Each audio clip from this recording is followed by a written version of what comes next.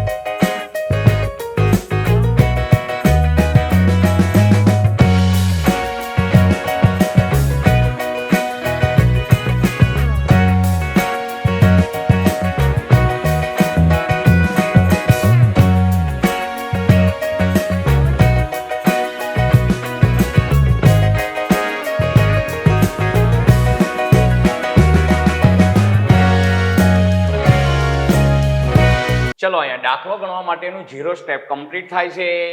જરાક નજર ફેરવી લો તો અહીંયા 40% પેજમાં પુનઃ મૂલ્યાંકન ખાતું બનાવ્યું, અંદાજે 60% પેજમાં ભાગીદારોના મૂડી ખાતા, અહીંયા બીજા પેજ ઉપર સામેના પેજ ઉપર અંદાજે 30% પેજમાં રોકડ ખાતું અને અંદાજે 70% પેજમાં તારીખ 31/3/2016 ના રોજનું પાકું સરવૈયું, મતલબ કે વિજયના પ્રવેશ બાદનું પાકું સરવૈયું બનાવ્યું.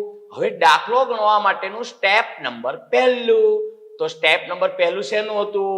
તો કે સર મૂડી ખાતાની અને રોકડ ખાતાની બાકી લખો. મૂડી ખાતાની બાકી 1 લાખ, 1,50,000 અને રોકડ ખાતાની બાકી 20,000. એટલે સ્ટેપ નંબર 1 પૂરું થાય. લખો મૂડી ખાતાની બાકી ભાગીદારોના મૂડી ખાતામાં જમા બાજુ શું લખાય? બાકી આગળ લાવ્યા. કેટલા રૂપિયા? તો શિવાનીની 1 લાખ રૂપિયા, નીરજની 1,50,000 રૂપિયા અને વિજયમાં ડેશ. અને રોકડ ખાતાની બાકી રોકડ ખાતામાં ઉધાર બાજુ બાકી આગળ લાવ્યા 20,000 રૂપિયા. ચલો સ્ટેપ નંબર 2. બીજું સ્ટેપ શેનું હતું? જો કોઈ મુક્ત અનામત આપેલ હોય તો જમા કરો અને અવાસ્તવિક મિલકત આપેલ હોય તો ઉધાર કરો. જૂના ભાગીદારોના મૂડી ખાતે જૂના પ્રમાણમાં મુક્ત અનામતોના 5 નામ હતા, અવાસ્તવિક મિલકતોના 3 નામ હતા. જો તો એમાંથી એક એન્ટ્રી આપેલ છે. તો પહેલા મુક્ત અનામતની વાત કરીએ તો નફા નુકસાન ખાતું અને સામાન્ય અનામત 2 મુક્ત અનામતો આપેલ છે. અને અવાસ્તવિક મિલકતની વાત કરીએ તો અવાસ્તવિક મિલકત એક પણ આપેલ નથી. તો અહીંયા બીજા નંબરના સ્ટેપમાં 2 એન્ટ્રી થશે, નફા નુકસાન ખાતું અને સામાન્ય અનામત ખાતું બંધ કરવાની. તો આ બંને મુક્ત અનામતો જૂના ભાગીદારોને જૂના પ્રમાણમાં જમા કરી નાખો. 9,000 અને 15,000 નફા નુકસાન ખાતું અને સામાન્ય અનામત. એટલે બીજા નંબરનું સ્ટેપ આપણું કમ્પ્લીટ થઈ જાય. લખો નફા નુકસાન ખાતે, નફા નુકસાન ખાતે. હવે નફા નુકસાન ખાતાની બાકી 9,000 અને એને 1/2 માં વહેંચો તો 9,000 ભાગ્યા 3 એટલે એક ભાગ કેટલો થશે? 3,000 અને 3,000 ગુણ્યા 1 એટલે થશે 3,000. 3,000 ગુણ્યા 2 એટલે થશે 6,000. અહીંયા ડેશ. પછી બીજી મુક્ત અનામત કઈ છે? તો કે સર સામાન્ય અનામત. તો લખો સામાન્ય અનામત ખાતે. હવે સામાન્ય અનામતની બાકી 15,000 એને તમે 1/2 માં વહેંચો એટલે 15,000 ભાગ્યા 3 એટલે 5,000 અને 10,000 એટલે એક ભાગ આવશે 5,000 અને 2 ભાગ આવશે 10,000. તેમ છતાંય તમે તમારી રીતે વહેંચજો. હા ને? ચલો સ્ટેપ નંબર 2 પૂરું થઈ ગયું. હવે સ્ટેપ નંબર 3. સ્ટેપ નંબર 3 શેનું હતું દાખલો ગણવા માટેનું? તો જો કોઈ ચોક્કસ હેતુ માટેની અનામત આપી હોય તો તેની નોંધ કરો, તે ખાતા બંધ કરવાની નોંધ કરો. જો તો આ દાખલામાં કોઈ ચોક્કસ હેતુ માટેની અનામત આપેલ છે તો ના, તો ત્રીજા નંબરનું સ્ટેપ આપણું કમ્પ્લીટ થઈ ગયું. હવે દાખલો ગણવા માટેનું સ્ટેપ નંબર 4 શેનું હતું? પાઘડી અંગેનું. તો પાઘડી અંગેના કેટલા મુદ્દા આપણે ધ્યાનમાં લેતા હતા? 3. કયા કયા? જો ચોપડે પાઘડી દર્શાવેલ હોય તો તે માંડી વાળો, જૂના ભાગીદારના મૂડી ખાતે જૂના પ્રમાણમાં. પછી બીજા નંબરનો મુદ્દો કયો હતો? નવો ભાગીદાર પાઘડી પેટે રોકડ લાવે તો તેની 2 આમ નોંધ કરતા હતા. કઈ 2 આમ નોંધ કરતા હતા? રોકડ ધંધામાં આવે તો ઉધાર, રોકડ ખાતે ઉધાર, તે પાઘડીના પ્રીમિયમ ખાતે જમા. અને બીજી આપણે આમ નોંધ લખતા હતા પાઘડીના પ્રીમિયમ ખાતે ઉધાર, તે જૂના ભાગીદારના મૂડી ખાતે જમા ત્યાગના પ્રમાણમાં. અને ત્રીજો મુદ્દો શેનો હતો? તો નવો ભાગીદાર પોતાના ભાગની પાઘડી જે રોકડમાં ન લાવતો હોય તેની નોંધ કરવાની. તો નવો ભાગીદાર તેના ભાગની પાઘડી રોકડમાં ન લાવતો હોય તેની આપણે શું નોંધ કરતા હતા? નવા ભાગીદારના મૂડી ખાતે ઉધાર, અહીંયા હું બે આંગળી બતાવું છું, ખબર પડે છે ને? બે રકમ વેચાય છે સામેના ખાતાના નામ માટે. નવા ભાગીદારના મૂડી ખાતે ઉધાર તે જૂના ભાગીદારના મૂડી ખાતે જમા. કયા પ્રમાણમાં? ત્યાગના પ્રમાણમાં.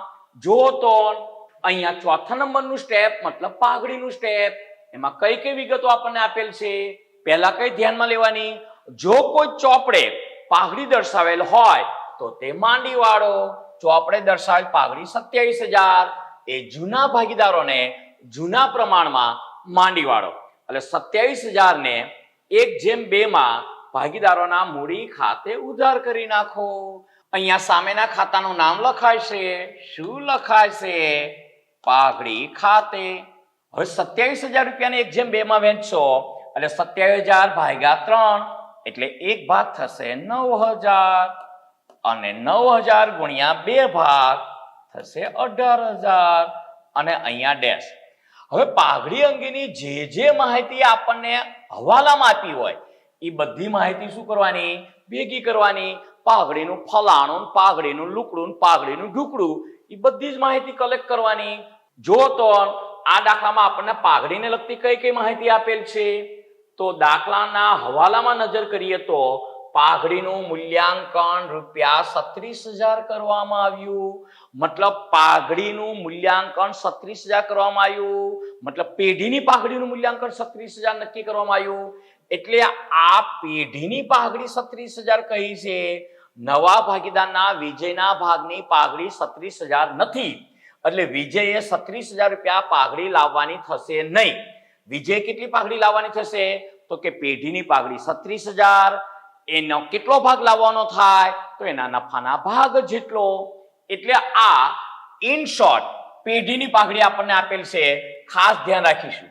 પછી પાઘડીની વાત કરીએ તો 6 નંબરના હવાલામાં વિજય નવી પેઢીની ચોખ્ખી મિલકતની 50% રકમ મૂડી પેટે અને પોતાના ભાગની પાઘડી રોકડમાં લાવશે. અહીંયા ક્લિયર લખ્યું છે કે પોતાના ભાગની પાઘડી રોકડમાં લાવશે. તો એકદમ સહેલું. એની બે આમ નોંધ થશે. કઈ બે આમ નોંધ? ફરીથી એક વખત યાદ દેવડાવી દઉં. રોકડ ખાતે ઉધાર એ પાઘડીના પ્રીમિયમ ખાતે જમા અને પાઘડીના પ્રીમિયમ ખાતે ઉધાર તે જૂના ભાગીદારોના મૂડી ખાતે જમા. કયા પ્રમાણમાં? તો કે સર ત્યાગના પ્રમાણમાં. હવે નવા ભાગીદારને કેટલો નફા ભાગ મળે છે એ આપણે શોધવું પડશે. કારણ કે એના પરથી જ આપણે તેના ભાગની પાઘડી લાવી શકીશું. અને બીજું ત્યાગનું પ્રમાણ મતલબ જૂના ભાગીદારો કેટલો ભાગ નવા ભાગીદારને આપે છે એના પરથી આપણે ત્યાગનું પ્રમાણ શોધીશું. તો જો 7મા નંબરના હવાલો જો, શિવાની તેના નફાના ભાગના 1/3 ભાગ જ્યારે નીરજ તેના નફાના ભાગમાંથી 1/3 ભાગ વિજયને આપશે. હવે ખાસ ધ્યાન રાખજો, આ 1/3 અને 1/3 રકમ જોઈને ત્યાગનું પ્રમાણ સરખી હિસ્સે 1/1 લઈ લેતા નહીં. કારણ કે બંનેની ભાષા અલગ યુઝ થયેલી છે. અહીંયા જો શિવાની તેના નફાના ભાગના 1/3 ભાગ મતલબ શિવાનીને જે ભાગ મળતો હતો તેમાંથી તે 1/3 ભાગ નથી આપતી. શિવાનીને જે ભાગ મળે છે હાલમાં તેનો 1/3 ભાગ તે નવા ભાગીદારની તરફેણમાં મતલબ વિજયને આપશે. જ્યારે નીરજ માટે શું લખ્યું છે? નીરજ તેના નફાના ભાગમાંથી, એટલે ત્યાં ક્લિયર આપણને આપી દીધું છે કે નીરજ પોતાના નફાના ભાગમાંથી કેટલો ભાગ નવા ભાગીદાર વિજયને આપે છે? તો કે 1/3 ભાગ.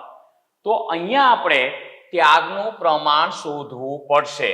હા, તો કઈ વાંધો નહીં, એના માટે આપણે વર્કિંગ નોટમાં જતા રહીએ. તો કોઈ વિદ્યાર્થીનો પ્રશ્ન હોય કે સર ત્યાગનું પ્રમાણ સૂત્રની મદદથી શોધાય છે? ના, ખાલી ત્યાગનો ભાગ આપણે શોધીને બંનેના છેદ સરખા કરીશું. તો લખો અહીંયા. શું લખશો?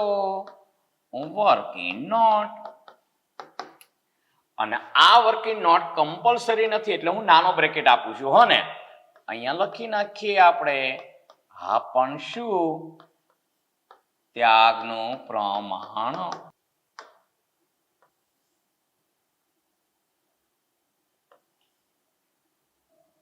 ચલો, અહીંયા ત્યાગનું પ્રમાણ મતલબ કોની વચ્ચેનું?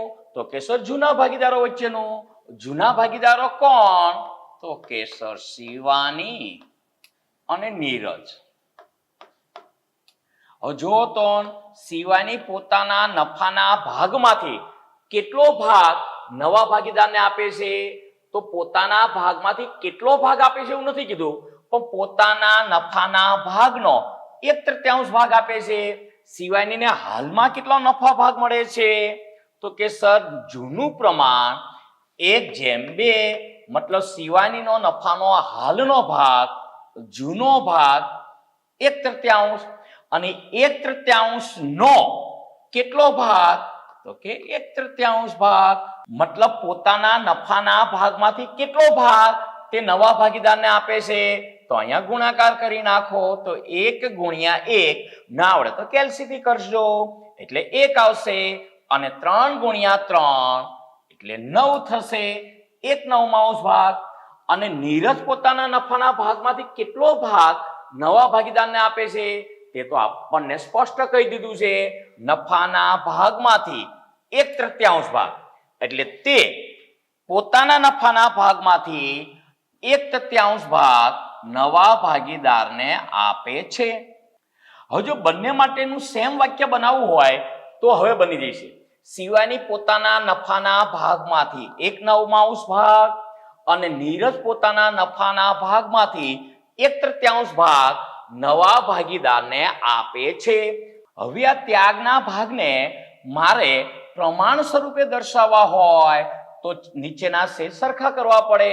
તો અહીંયા છેદમાં 9 છે, અહીંયા છેદમાં 3 છે, મતલબ આને 9 કરવા માટે 3 વડે ગુણવા પડે છેદને, અને છેદને 3 વડે ગુણો તો અંશને પણ 3 વડે ગુણવા પડે, નહીતર વેલ્યુ ચેન્જ થઈ જાય. તો આ કેટલા બનશે?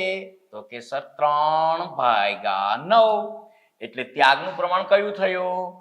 1/3. એટલે જૂના ભાગીદારો વચ્ચેનું ત્યાગનું પ્રમાણ 1/3. ચલો હવે વાત કરીએ નવા ભાગીદારનો નફા ભાગ. તો અહીંયા નાની ગણતરી બતાવી દઉં. નવા ભાગીદારનો નફા ભાગ અથવા તો શું લખાય? વિજયનો નફા ભાગ. હવે નવા ભાગીદારને કુલ કેટલો નફા ભાગ મળશે? તો 1/9 ભાગ શિવાની આપશે પ્લસ 3/9 ભાગ નીરજ આપશે. તો વિજયને કેટલો ભાગ મળશે? નીચેના છેદ સરખા જ છે, તો અંશનો ડાયરેક્ટ સરવાળો થશે 4 અને છેદમાં 9. એટલે નવા ભાગીદારનો નફા ભાગ 4/9.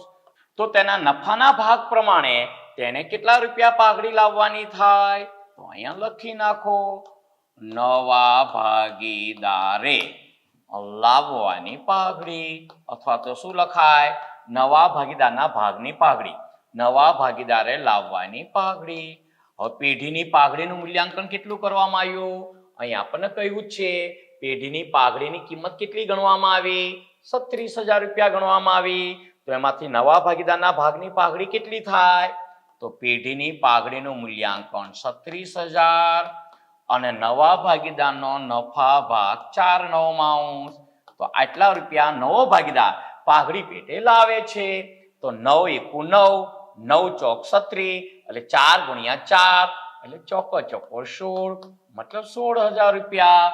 એટલે 16,000 રૂપિયા નવો ભાગીદાર પોતાના ભાગની પાઘડી પેટે રોકડા લાવે છે. અને એની શું આમ નોંધ થાય? એ તો આપણે 3 વખત બોલી ગયા. રોકડ ખાતે ઉધાર, તે પાઘડીના પ્રીમિયમ ખાતે જમા. તો અહીંયા સામેના ખાતાનું નામ લખાય, પાઘડીના પ્રીમિયમ ખાતે. કેટલા રૂપિયા લાવે છે? તો કે સર 16,000 રૂપિયા. અને બીજી આમ નોંધ, પાઘડીના પ્રીમિયમ ખાતે ઉધાર, તે જૂના ભાગીદારોના મૂડી ખાતે જમા. કયા પ્રમાણમાં? તો કે સર હવે તો યાદ જ રહી જાય ને, ત્યાગના પ્રમાણમાં. આ પાઘડીના પ્રીમિયમ ખાતે 16,000 ને ત્યાગના પ્રમાણમાં, મતલબ 1/3 માં વેચશો એટલે 16,000 ભાગ્યા જેમનો સરવાળો 4, એટલે 16,000 ને 4 વડે ભાગશો તો એક ભાગ થશે 4,000, અને 4,000 ગુણ્યા 1 અને 4,000 ગુણ્યા 3 એટલે આવશે 4,000 અને 12,000. તો અહીંયા લખો 4,000. અહીંયા 3 ભાગની કિંમત થશે 12,000, અહીંયા ડેશ. ચલો હવે દાખલો ગણવા માટેનું સ્ટેપ નંબર 5મો. 5મા નંબરનું સ્ટેપ શેનું હતું? તો કે સર હવાલાની નોંધ કરો.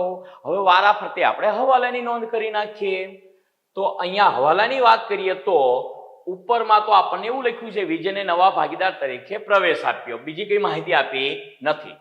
પહેલા હવાલાની વાત કરીએ તો દેવાદારો પર ઘાલખાત અનામત ₹5,000 રાખવી. હાલની ઘાલખાત અનામત કેટલી છે? તો કે સર 8,000. એ કેટલી રાખવાની છે? 5,000. તો એ 5,000 નવી ઘાલખાત અનામતની બાકી પાકા સરયામાં બે રીતે દર્શાવી શકાય. દેવાદારોમાંથી બાદ કરીને દર્શાવશો તો પણ ચાલશે, અને મૂડી દેવા બાજુ દર્શાવશો તો પણ ચાલશે, અને બોર્ડની એક્ઝામમાં બંને સાચું જ ગણાય છે. હું અહીંયા દેવાદારોમાંથી બાદ કરીને દર્શાવું છું. તો લખો દેવાદારો. દેવાદારોના ખાતાની કેટલી બાકી છે જુઓ તો જરાક. તો દેવાદારો 30,000. તો લખો દેવાદારો ઇનર કોલમમાં અહીંયા 30,000 માઇનસ ઘાલખાત અનામત, અને એની નવી બાકી કેટલી રાખવાની સૂચના આપી છે? 5,000. તો આઉટર કોલમમાં કેટલા લખાય છે? તો કે સર 25,000. હવે જો ઘાલખાત અનામત હતી કેટલી? તો ઘાલખાત અનામત 8,000 હતી. થઈ ગઈ કેટલી?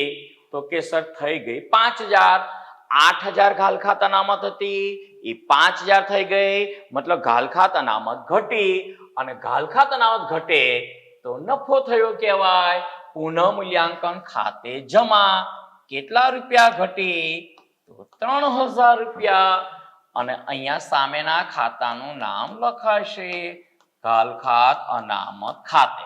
ચલો ત્યાર પછીના હવાલાની વાત કરીએ તો બીજા નંબરના હવાલામાં પાઘડીનું મૂલ્યાંકન ₹36,000 કરવામાં આવ્યું. તેની તો એન્ટ્રી આપણે ચોથા નંબરના સ્ટેપમાં કરી નાખી. ત્રીજા નંબરનો હવાલો. તો ત્રીજા નંબરનો હવાલો શું આપ્યો છે? જમીન મકાનની કિંમતમાં 10% વધારો કરો. સિમ્પલ જ લખ્યું છે. જમીન મકાનની કિંમતમાં 10% વધારો કરો. તો કરી નાખીએ. જમીન મકાન 1,50,000 ના, તેના 10% 15,000. 15,000 પ્લસ કરશો એટલે જમીન મકાન થશે 1,65,000 ના. તો લખી નાખો મિલકત લેણા બાજુ 1,65,000 રૂપિયા. શેના? તો કે સર જમીન મકાનના. અહીંયા જમીન મકાન. હવે જો જમીન મકાનના ખાતાની બાકી હતી 1,50,000, તે 1,65,000 થઈ. મતલબ જમીન મકાનની કિંમત વધી અને મિલકતની કિંમત વધે તો નફો થયો કહેવાય. એટલે બીજી એન્ટ્રી થશે પુનઃ મૂલ્યાંકન ખાતે જમા, અને સામેના ખાતાનું નામ લખાય છે જમીન મકાન ખાતે. કોઈ વિદ્યાર્થીનો પ્રશ્ન હોય કે સર આમનું શું બની કહેવાય? તો જમીન મકાન ખાતે ઉધાર, તે પુનઃ મૂલ્યાંકન ખાતે જમા 15,000 રૂપિયા. ચલો ત્યાર પછીના હવાલાની વાત કરીએ તો ચોથા નંબરનો હવાલો યંત્રોની ચોપડે કિંમત. ખાસ ધ્યાન રાખજો, અહીંયા ચોપડે કિંમતની વાત કરી છે. અગાઉ 2-3 વખત વાત થઈ ગઈ છે. ચોપડે કિંમતની વાત કરી હોય મતલબ ઉલટી તેરાસી, તેની બજાર કિંમત કરતા 25% વધુ છે. હા તો જો તો યંત્રોની ચોપડે કિંમત કેટલી છે? તો કે સર યંત્રોની ચોપડે કિંમત આપણને આપેલ છે 50,000 રૂપિયા. લખો પાકા સરયામાં મિલકત લેણા બાજુ કઈ કિંમત લખાય છે? તો કે સર બજાર કિંમત.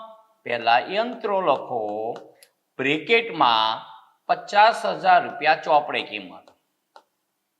હવે આ ચોપડે કિંમત છે અને અહીંયા આપણે બજાર કિંમત લખવાની છે. અને ચોપડે કિંમત વિશે આપણને શું વાત કરી છે જુઓ તો હવાલામાં.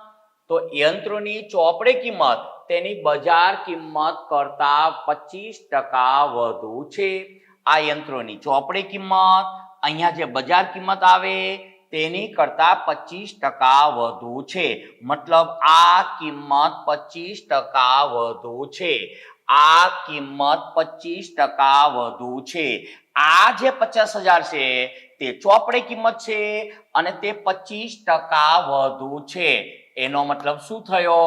કે સર 25% વધુ છે તેનો મતલબ 125% છે અને જો એવું કહ્યું હોત કે 25% ઓછી છે તો એનો મતલબ 75% છે પણ આ 25% વધુ છે મતલબ 125% છે તો 50,000 ને 125% થી ભાગો એટલે આપણને બજાર કિંમત મળી જશે 50,000 ભાગ્યા 125% મતલબ બજાર કિંમત કેટલી થશે તો કે સર 40,000 હવે તમે સાચું ખોટું પણ જોઈ શકો હવાલામાં આપણને શું સૂચના આપી હતી ફરીથી જ વાંચો યંત્રોની ચોપડે કિંમત તેની બજાર કિંમત કરતા 25% વધુ છે જો તો એવું જ બન્યું છે ને આ યંત્રોની ચોપડે કિંમત આ તેની બજાર કિંમત કરતા આ બજાર કિંમત કરતા આ 25% વધુ છે યંત્રોની બજાર કિંમત 40,000 પ્લસ ચોપડે કિંમત 25% વધુ છે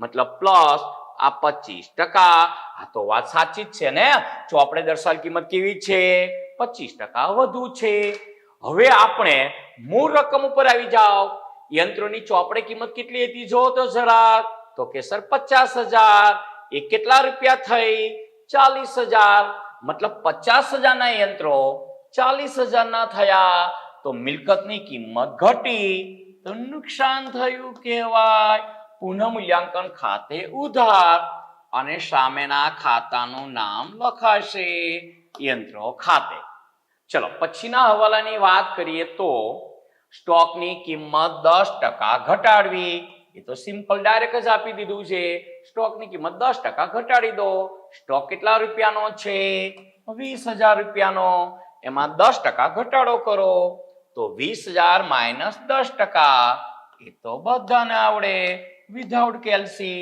18,000 રૂપિયા અને અહીંયા લખો સ્ટોક 20,000 નો સ્ટોક 18,000 નો થઈ ગયો મતલબ 2,000 રૂપિયા મિલકતની કિંમત ઘટી તો નુકસાન થયું કહેવાય પુનઃમૂલ્યાંકન ખાતે ઉધાર સામેના ખાતાનું નામ લખાય સ્ટોક ખાતે ચલો ત્યાર પછીના હવાલાની વાત કરીએ તો વિજય નવી પેઢીની ચોખ્ખી મિલકતની 50% રકમ મૂડી પેટે લાવશે જો અહીંયા આપણને રકમ આપી જ દીધી હોત કે વિજય 1 લાખ કે 2 લાખ કે 5 લાખ કે 50 લાખ મૂડી પેટે લાવે છે તો એની એકાઉન્ટિંગ એન્ટ્રી તો એકદમ સહેલી હતી રોકડ આવે એટલે રોકડ ખાતે ઉધાર અને વિજયના મૂડી ખાતે જમા અને સામસામેના ખાતાના નામ લખી નાખત પણ અહીંયા આપણને અમાઉન્ટ યાની કે રકમ આપી નથી ચોખ્ખી મિલકતની 50% રકમ લાવે છે તો ચોખ્ખી રકમની 50% રકમ આપણે ક્યારે ગણીશું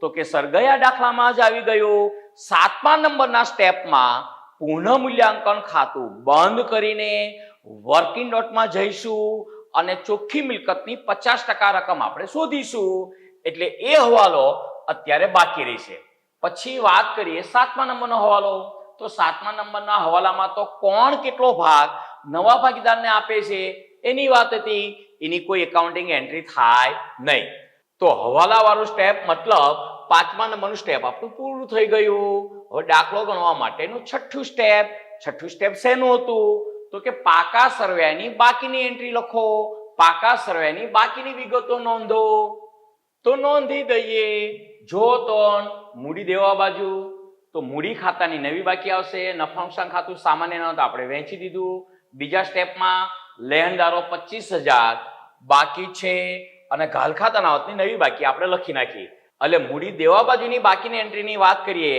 તો લેણદારો 25,000 લખી નાખો એમને એમ જ અહીંયા 25,000 રૂપિયા હા પણ શેના તો કે સર લેણદારોના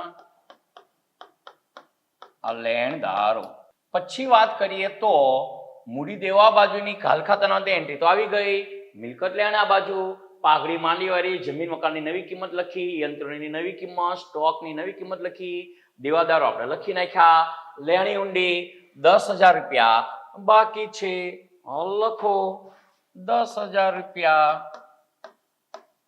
લેણી ઊંડી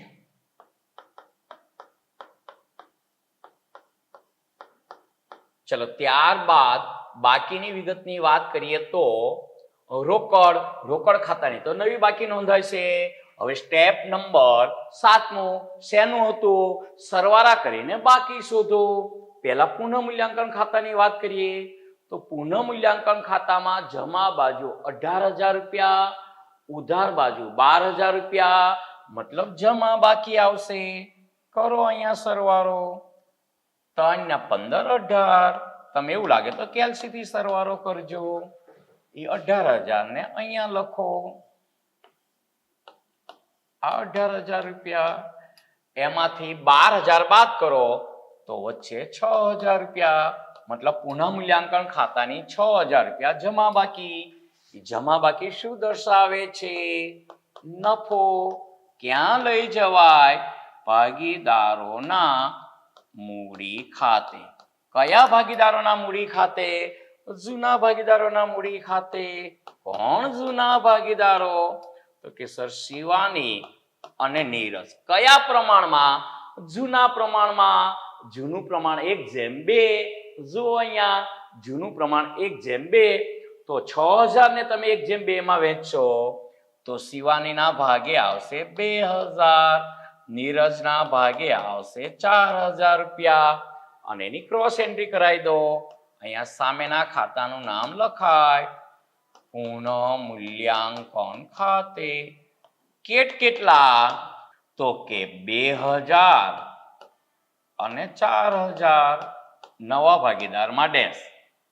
ચલો હવે હોંશમાં મૂડી ખાતાના સરવાળા કરીને બાકી શોધી ન નાખતા. ખબર છે ને, નવા ભાગીદારે લાવવાની મૂડી શોધવાની બાકી છે. તો અહીંયા આપી દો ચોથા નંબરની વર્કિંગ નોટ અને એને ચોરસ બ્રેકેટ આપી દઈએ. શું લખશો?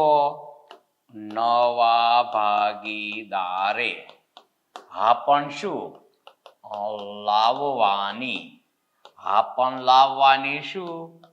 મૂડી. નવા ભાગીદારે મતલબ વિજયે લાવવાની મૂડી. હવે નવો ભાગીદાર મૂડી પેટે કેટલા રૂપિયા લાવે છે? જો તો જરાક હવાલામાં એમને શું લખ્યું છે? તો અહીં ક્લિયર લખ્યું છે, વિજય નવી પેઢીની ચોખ્ખી મિલકતની 50% રકમ મૂડી પેટે લાવશે. એટલે નવી પેઢીની ચોખ્ખી મિલકતની 50% રકમ તો લખી નાખો. સેમ એ જ વાક્ય, નવી પેઢીની ચોખ્ખી મિલકતની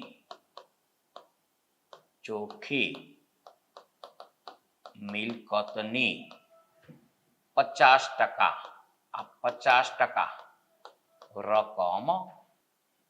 હવે નવી પેઢીની ચોખ્ખી મિલકત એટલે કઈ રકમ? તે ચોખ્ખી મિલકત કેવી રીતે શોધાય તેની વાત મેં ગયા દાખલામાં કરી હતી. તેમ છતાંય અહીંયા રફમાં હું ફરીથી સમજાવી દઉં. એટલે અહીંયા હું લખું છું રફ. હવે જો અહીંયા હું સામાન્ય રીતે કોઈ પણ પાકા સર્વેની વાત કરીએ તો એ તો તમને ખબર જ છે. તો કે સર શું ખબર છે? પાકું સરવૈયું 2 ભાગમાં વહેંચાયેલું હોય, મૂડી દેવા અને મિલકત લેણા. મૂડી દેવા બાજુની વાત કરીએ તો અહીંયા ભાગીદારોની મૂડી હોય. ફોર એક્ઝામ્પલ એ અને બી ભાગીદાર હોય તો એ અને બી ભાગીદારની મૂડી હોય. પછી અનામતો હોય અને પછી દેવું હોય. અને આ ત્રણનો સરવાળો થાય એટલે આ મૂડી દેવા બાજુનો પાકા સરવૈયાનો સરવાળો બને. મિલકત લેણા બાજુની વાત કરીએ તો મિલકત લેણા બાજુમાં 2 વિભાગ પડે. તો કે સર કયા? તો એક આવે વાસ્તવિક મિલકતો, આ વાસ્તવિક મિલકતો, અને બીજી આવે અવાસ્તવિક મિલકતો. અવાસ્તવિક મિલકતો મેં તમને અવાસ્તવિક મિલકતોના 3 નામ આપ્યા છે. તેના સિવાયની કોઈ પણ મિલકત હોય તો તેને વાસ્તવિક મિલકત કહેવાય. હવે આ પાકા સરવૈયા ઉપરથી જો આપણે ચોખ્ખી મિલકતો શોધવી હોય તો 2 રીતે શોધી શકીએ. લખો ચોખ્ખી મિલકતો. તો કે સર કઈ 2 રીતે શોધી શકાય? તો ચોખ્ખી મિલકતનું સૂત્ર બને વાસ્તવિક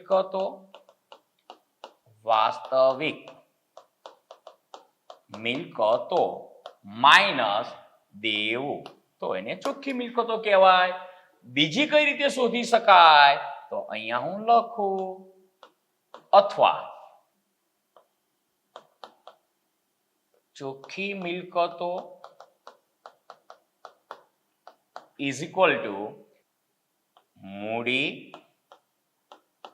પ્લસ અનામતો માઇનસ અવાસ્તવિક મિલકતો. આ સૂત્રની મદદથી પણ ચોખ્ખી મિલકતો શોધી શકાય. કોઈ કે સર કઈ રીતે? તો હું તમને ઉદાહરણ આપું. માની લો કે મૂડી આપી છે આપણને 50,000 રૂપિયા, અનામતો છે 30,000 રૂપિયા અને દેવું છે 20,000 રૂપિયા. પછી વાત કરીએ વાસ્તવિક મિલકતો છે 75,000 રૂપિયા અને માની લો અવાસ્તવિક મિલકતો છે 25,000 રૂપિયા. એટલે આ સરવાળો કેટલો થઈ જશે? તો કે સર લાખ રૂપિયા. 75,000 પ્લસ 25,000 લાખ. આ 80 ને 20 એટલે આ થઈ જશે લાખ રૂપિયા. હવે મેં બે જે સૂત્ર આપ્યા એ પ્રમાણે તમે ચોખ્ખી મિલકતો શોધો. કેટલી થાય છે? તો કે પહેલા સૂત્ર પ્રમાણે વાસ્તવિક મિલકતો માઇનસ દેવું. વાસ્તવિક મિલકતો 75,000 માઇનસ દેવું 20,000 એટલે 75,000 માઇનસ 20,000 એટલે ચોખ્ખી મિલકતો કેટલી થશે? તો કે સર 55,000 રૂપિયા. હવે આ સૂત્રની મદદથી શોધશો તો પણ ચાલશે. બીજું કયું સૂત્ર છે? મૂડી 50,000 પ્લસ અનામતો 30,000 એટલે 80,000. 80,000 માઇનસ અવાસ્તવિક મિલકતો 25,000. તો 80,000 માંથી 25,000 બાદ કરો તો પણ તમને ચોખ્ખી મિલકતો કેટલી મળશે? તો કે સર 55,000. હવે અહીંયા ચોખ્ખી મિલકતો શોધવાના આજે મેં બે સૂત્રો આપ્યા એ કેના છે? તો સામાન્ય પાકા સરવૈયાના. તો કે સર અહીંયા આપણે કયું પાકું સરવૈયું છે? તો નવી પેઢીનું પાકું સરવૈયું. તો નવી પેઢીનું પાકું સરવૈયું હોય તો શું ફરક પડે? તમે જ વિચારો કે નવી પેઢીના પાકા સરવૈયામાં ક્યારેય કરતા ક્યારેય અવાસ્તવિક મિલકતો કે અનામતો આવે જ નહીં. કારણ કે અવાસ્તવિક મિલકતો અને અનામતો હોય તો આપણે બીજા અને ત્રીજા સ્ટેપમાં તે ખાતા બંધ કરી દીધા હોય. એટલે નવી પેઢીના પાકા સરવૈયામાં મૂડી દેવા બાજુ મૂડી હોય. આ દાખલાની વાત કરીએ તો મૂડી કોની હોય? તો કે સર શિવાની, નીરજ અને નવો ભાગીદાર વિજય. વિજયની મૂડી હોય. પછી અનામતો હોય જ નહીં. કારણ કે અનામતો હોત તો બીજા અને ત્રીજા સ્ટેપમાં એ ખાતા આપણે બંધ કરી દીધા હોત. તો બીજી કઈ વિગત હોય? મતલબ દેવું હોય. એટલે મૂડી દેવા બાજુ ભાગીદારોની મૂડી હોય અને દેવું હોય. અને મિલકત લેણા બાજુ ફક્ત વાસ્તવિક મિલકતો જ હોય. અવાસ્તવિક મિલકતો હોય જ નહીં. અને જો અવાસ્તવિક મિલકત હોત તો બીજા નંબરના સ્ટેપમાં આપણે તે માંડીવાળી હોત. જૂના ભાગીદારના મૂડી ખાતે ઉધાર કરી દીધી હોત. એટલે નવી પેઢીના પાકા સરવૈયાની વાત કરીએ તો હવે તમે જ વિચારો ચોખ્ખી મિલકતનું સૂત્ર શું બનશે? તો કે સર ચોખ્ખી મિલકતો ઇઝ ઇક્વલ ટુ વાસ્તવિક મિલકતો. આ વાસ્તવિક મિલકતો માઇનસ દેવું. અને બીજું સૂત્ર શું બનશે? અથવા ચોખ્ખી મિલકતો ઇઝ ઇક્વલ ટુ મૂડી પ્લસ અનામતો. અનામતો હોય જ નહીં. માઇનસ અવાસ્તવિક મિલકતો. અવાસ્તવિક મિલકતો હોય જ નહીં. મતલબ ચોખ્ખી મિલકતો એટલે શું થશે? મૂડી. તો આના પરથી શું સાબિત થાય છે કે નવી પેઢીના પાકા સરવૈયા ઉપરથી જો આપણે ચોખ્ખી મિલકતો શોધી હોય તો બે રીતે શોધી શકાય. વાસ્તવિક મિલકતોમાંથી દેવું બાદ કરો અને વાસ્તવિક મિલકતોમાંથી દેવું બાદ કરશો તો તમને શું મળશે? તો મૂડી મળશે. તો આના ઉપરથી આપણે ટૂંકમાં એવું કહી શકીએ કે નવી પેઢીના પાકા સરવૈયાની ભાષામાં વાત કરીએ તો ચોખ્ખી મિલકતો મતલબ નવી પેઢીના ભાગીદારોની કુલ મૂડી. તો અહીંયા જે આપણે ભાગીદારોની કુલ મૂડી લખીએ છીએ એ ખુદ શું બનશે? ચોખ્ખી મિલકતો બનશે. તો તો કે સર લખવાનું એકદમ સહેલું થઈ ગયું. ચોખ્ખી મિલકતની જગ્યાએ આપણે ભાગીદારોની કુલ મૂડી શબ્દ લખી શકાય, કારણ કે ભાગીદારોની કુલ મૂડી એ જ ચોખ્ખી મિલકત બને. તો લખો નવી પેઢીની, આ ચોખ્ખી મિલકત શબ્દ હટાવીને શું લખી નાખો? ભાગીદારોની કુલ મૂડી. હવે જો ચોખ્ખી મિલકત એની જગ્યાએ આપણે શું લખ્યું? ભાગીદારોની કુલ મૂડી, અને પાછળ કયો શબ્દ હશે? ની 50% રકમ. હવે આ વાક્ય બરાબર વાંચો. નવા ભાગીદાર લાવવાની મૂડી, નવો ભાગીદાર કેટલી મૂડી લાવે છે? તો કે નવી પેઢીની ભાગીદારોની કુલ મૂડીની 50% રકમ. નવી પેઢીની ભાગીદારોની કુલ મૂડી એટલે આ ભાગીદારોની કુલ મૂડી એટલે આ, અને એની 50% રકમ. એટલે અહીંયા જે પેઢીની કુલ મૂડી થાય એની 50% રકમ કોણ લાવે છે? તો કે સર વિજય લાવે છે. હવે તમે જ વિચારો, તો બાકીની 50% જે રકમ હશે એ કોની થશે? તો કે સર જૂના ભાગીદારોની થશે. વિજયની રકમ જો 50% હોય તો બાકીના જૂના ભાગીદારોની રકમ 50% હોય, કારણ કે ટકા હંમેશા કેટલા હોય? તો કે સર ટકા 100 હોય. તો આ 50% માં કોણ આવશે? તો શિવાની અને નીરજ. હવે અહીંયાથી સ્પષ્ટ તમે જોઈ શકશો કે જૂના ભાગીદારોની મૂડી 50% છે અને નવા ભાગીદારની મૂડી પણ 50% છે. મતલબ જેટલી મૂડી જૂના ભાગીદારોની એટલી મૂડી નવો ભાગીદાર વિજય લાવશે. તો એનો મતલબ એવો થયો કે અહીંયા આપણે આવું લખી શકીશું. શું લખી શકીશું? કે નવી પેઢીમાં જૂના ભાગીદારોની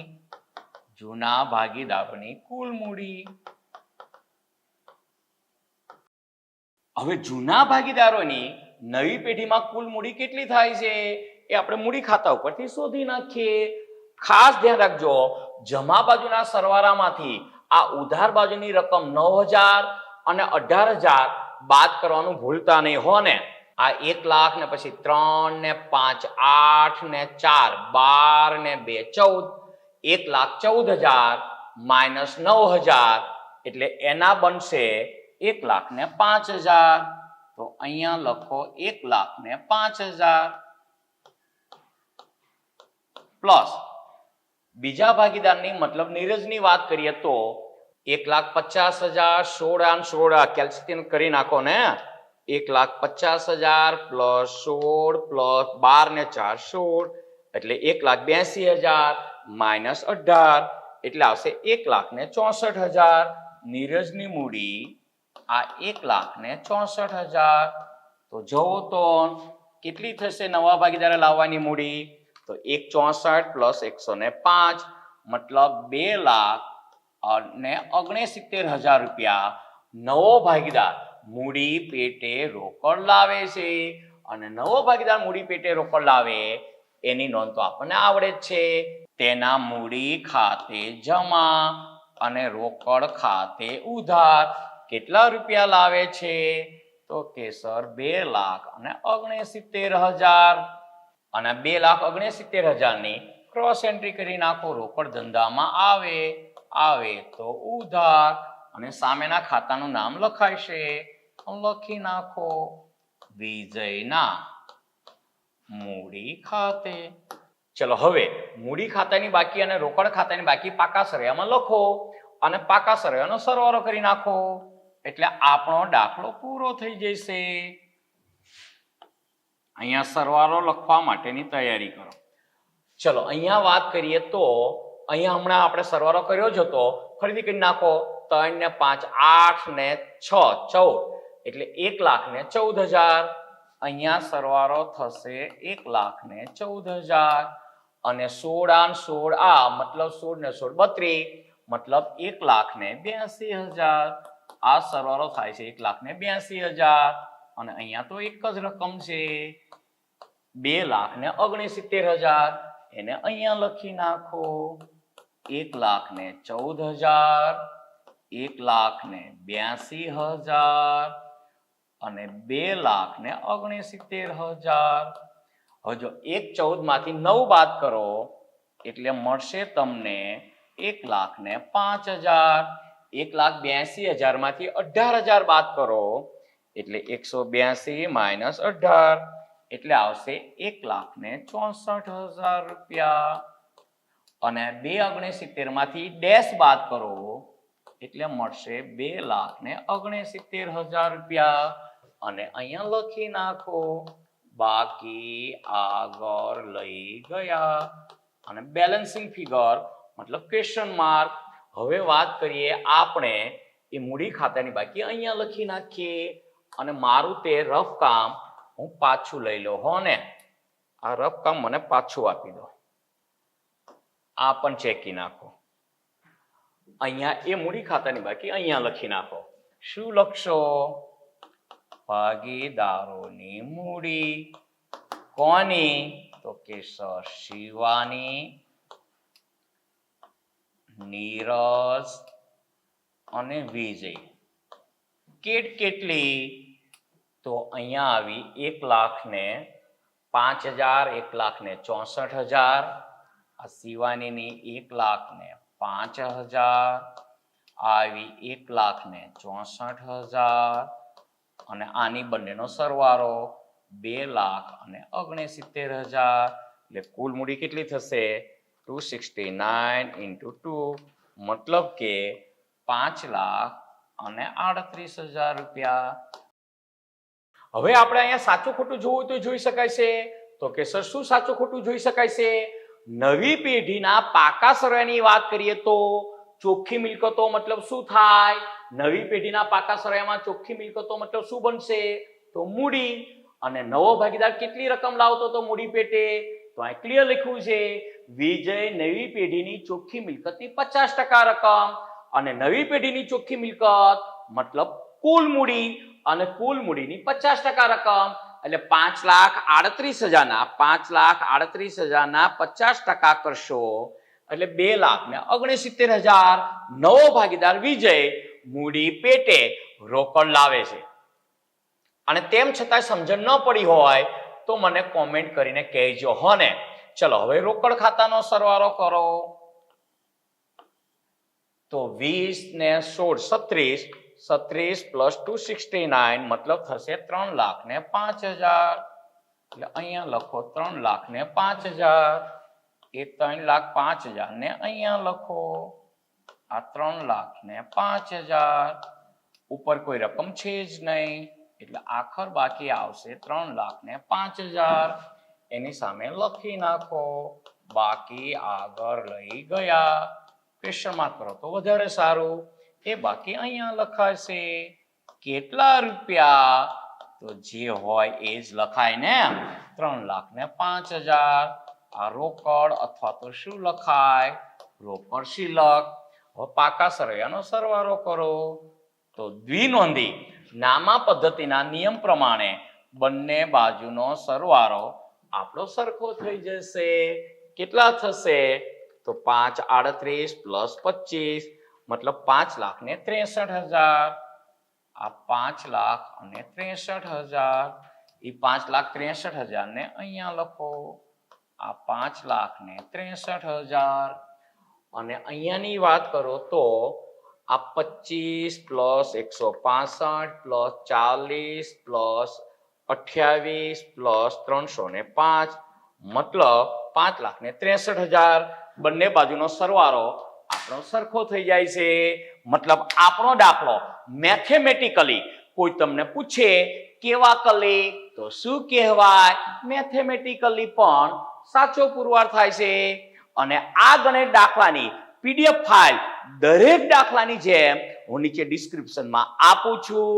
એટલે જો તમે જાતે દાખલો ગણ્યો હોય અને ડાયરેક્ટ તમારે ભૂલ શોધવી હોય તો તે PDF ફાઇલ ઉપરથી તમે સરળતાથી શોધી શકો છો.